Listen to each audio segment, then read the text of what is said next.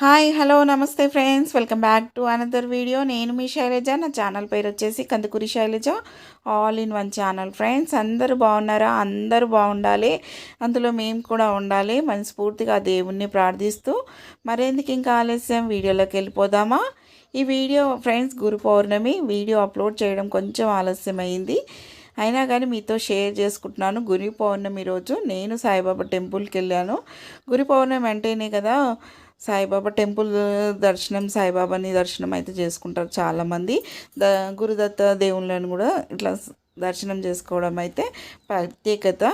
ఈరోజు మరీ చేయవలసింది ఏంటంటే తల్లిదండ్రుల పాదాలకు వందనాలు చేసుకోవడం, గురువుల కాళ్ళను మొక్కడం, వాళ్ళని పూజ చేసుకోవడం అనేదే ఈ గురు పౌర్ణమి యొక్క విశిష్టత అన్నట్టు. ఇంకా ఈరోజు మేము సాయిబాబా టెంపుల్కి వచ్చాను. ఈ టెంపుల్ అనేది మంగళపల్లి దగ్గర ఉన్నది, ఇబ్రాహీంపట్నం మండల్ మంగళపల్లి దగ్గర ఉన్నది. చాలా బాగుంటుందండి టెంపుల్. ఈరోజు అయితే ప్రత్యేకంగా చాలామంది వచ్చారు టెంపుల్కి. అయితే గుడి మొత్తం నిండిపోయిన వాతావరణం అయితే ఉన్నది. ఎక్కడ కూడా నించునే చోటు లేదు, అంతమంది. ఈ టెంపుల్ 2 ఫ్లోర్లు ఉంటుందండి, 2-3 ఫ్లోర్లు ఉంటుంది. ఎటు చూసినా పబ్లికేనండి, కింద పబ్లికే, మీద పబ్లికే, బయట ఆవరణంలో కూడా పబ్లికే. అయినా మేము ఆ బాబా దర్శనం చేసుకోవాలని సంకల్పంతో టెంపుల్కి రావడం, ఆ బాబా దర్శనం చేసుకోవడం. ఇక్కడ ఒక గురూజీ కూడా వచ్చారు.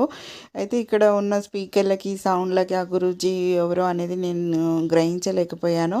మీకు ఈ గురూజీని చూపిస్తున్నాను. ఈ గురూజీ ఇట్లా మీకు తెలిసినట్లయితే నాకు కామెంట్ సెక్షన్లో తెలియచేయండి ఇతను ఎవరనేది. ఇంకా కింది ఫ్లోర్లో వచ్చేసి ఇంకా బాబా దర్శనం ఈ విధంగా అయితే చేసుకున్నాను. ఫుల్ రద్దీ ఉన్నదండి. 2 ఫ్లోర్లు ఉంటే 2 ఫ్లోర్లలో కూడా కింద మీద అనేది ఆ రోజైతే ఫుల్ రష్ అనేది ఉన్నది. గురు పౌర్ణమి రోజు బాబా దర్శనం చేసుకోవడం కలిగిన భాగ్యం ఇది. వీడియో కనుక మీకు నచ్చినట్లయితే లైక్, షేర్, కామెంట్ చేయండి. అలాగే సబ్స్క్రైబ్ చేసుకోవడం అలాగే మర్చిపోకండి friends. Thank you for watching video. Bye bye.